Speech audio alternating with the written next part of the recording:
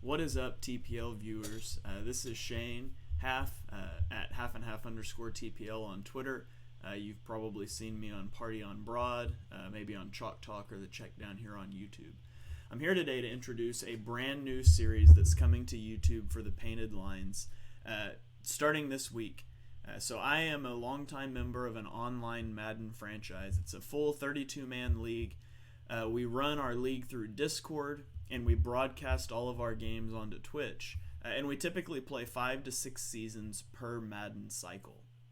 And so this year, I'm going to be making a YouTube series out of my gameplay, out of my team building decisions, and all of that. And so I had the 10th overall pick in our league team draft. The Armchair Football League, by the way, is the name of our league, hence the name of this video series. And so with the 10th pick, the Philadelphia Eagles were still on the board. And so as an Eagles fan, I couldn't resist the chance to take the Eagles. And so this series will be extra special because not only will I be building a roster, but it will be building the Eagles roster. And so I just wanted to introduce the series and talk about it a little bit today. When we actually get to playing games, which will start later this week, my league advances every 72 hours. So that means once every 3 days, I'll be streaming a game live to the Twitch page for the Painted Lines. And so you can watch there, you can interact in the chat, and I'll interact with you as I'm able during the game. And we'll export those to YouTube, the raw, unedited footage. And so you can watch it there as well. And so I'll keep you guys informed with the team building decisions I make and all of that. And so I just wanted to jump into franchise and take a look around, show you what the team looks like right now, and give you just a broad idea of where we're headed. Now, before we start, I have to give a disclaimer that you're not allowed to get mad at me for trading Eagles players that you love. It's just the nature of how Madden goes. There's lots of trading in my league. I've already done a couple little trades here, no starters, and so it won't be a big deal that you'll be mad at me yet. But there's guys that you like, there's guys that I like that I'm going to be looking to move for the long-term interests of the franchise. And so let's go ahead and dive in. Let's look at our roster as it is right now. So here is our roster. Of course, we've got Jalen Hurts as the quarterback. He is a 71 overall, 23 years old. He's got 87 speed. His throw power and his accuracies are a little bit low. And so I'm not sold on Hurts as the quarterback of the future for the franchise. We're going to see how he feels in the gameplay. But I'm hopeful that we can have this young rookie quarterback, and then we can focus on building other positions. At running back, we have the trio of Miles Sanders, Boston Scott, and Kenny Gainwell.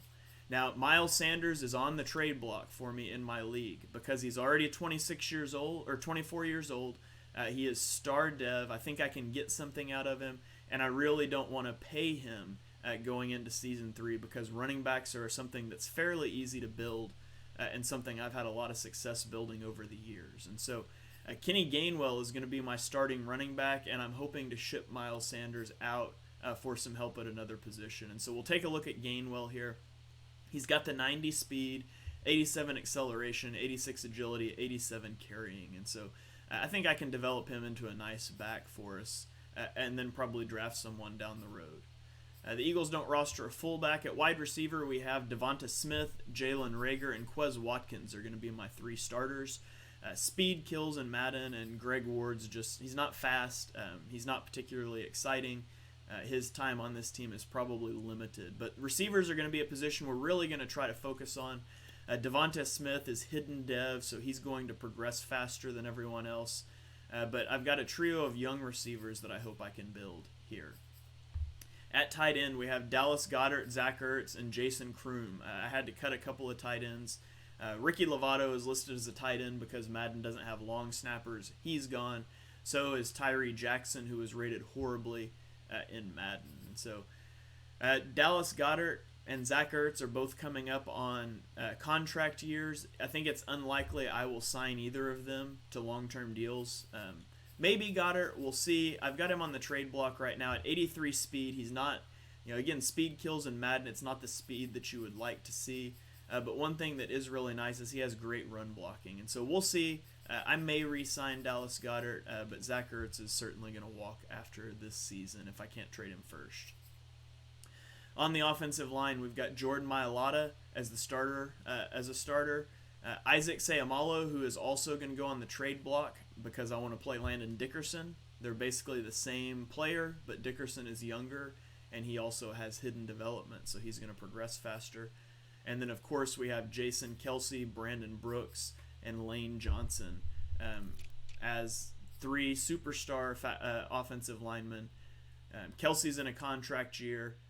Brooks and Lane are not. I'm probably going to look to trade one of those. My league only allows one superstar ability, one of each ability per team, and so having three superstar offensive linemen is a little bit of overkill. I think I can maybe trade one of those and get out of a older guy's bigger contract and maybe get some help at other positions.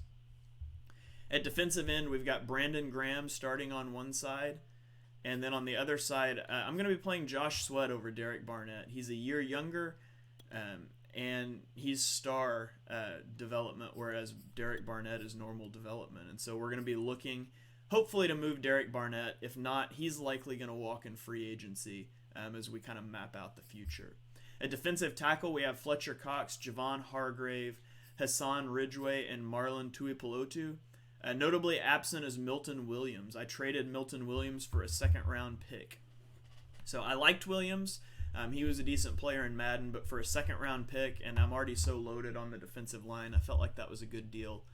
We've got Javon Hargrave on the block to move because we're going to try to play a 3-4 style of defense. I think it just works better in this year's Madden. And I do kind of like Marlon Tuipulotu as a developmental guy. He's only 66 overall. But he's young, and his skill points are pretty cheap at only 4,000 XP. And I go look at his ratings. He's got good strength. His block shedding is fine for a younger player. And so I think he could maybe be a long-term replacement for Fletcher Cox several years down the road if Cox retires. So that's where we're at on the defensive line. Now, linebacker is dreadful for us. Davion Taylor is going to be my user linebacker. Because the guy I user, it doesn't so much matter his ratings. We just want him to be fast. And Taylor has 89 speed, 91 acceleration. His coverage is terrible, but that won't matter since I'm the one controlling him. And so Taylor is a guy we're going to try to develop. Outside of that, it's pretty shaky. You got Eric Wilson, who's fine, but he's on a one-year deal at 26 years old. You probably don't want to re-sign him. Sean Bradley could be a decent user, but I already have one, and so I'm going to try to trade him if I can get something. And then Alex Singleton. So linebacker needs massively overhauled. We're going to be looking to add multiple players that can help us out at linebacker. At cornerback, we have Darius Slay, Steven Nelson, who's on a one-year deal, and we likely won't re-sign him because he's lower on the speed scale, 88 speed. Slay is on the trade block, as is Nelson. Slay is a superstar player, so I'm hoping I can get something good out of an aging player and maybe get some help on my linebacker core. We've got Avonte Maddox, who's a guy I really want to develop. He's got 93 speed, and he's got 74 zone coverage, so he's a decent player there. Josiah Scott is also young and fast, maybe a guy we could develop. And then we picked up Tyler Hall as our free agent in our free agent draft because he is also fast with mid-60s zone coverage. So we've got a trio of younger guys in Maddox, Scott, and Hall that we can maybe develop into something, but cornerback is also going to be a need for us. And then at safety, the other trade we've made, we swapped Kevon Wallace for Sheldrick Redwine. Same age, same development. Redwine's a little bit faster, and he's a better scheme fit for our scheme, so he should progress better. So I'm comfortable with him as a starter for now with 90 speed, 70 zone coverage. But at the other side, we've got Anthony Harris, who's only 86 speed. Rodney McLeod is only 84 speed. Harris is probably the starter for Season 1. He won't be re-signed, though. He's simply too slow to keep up with receivers in this game.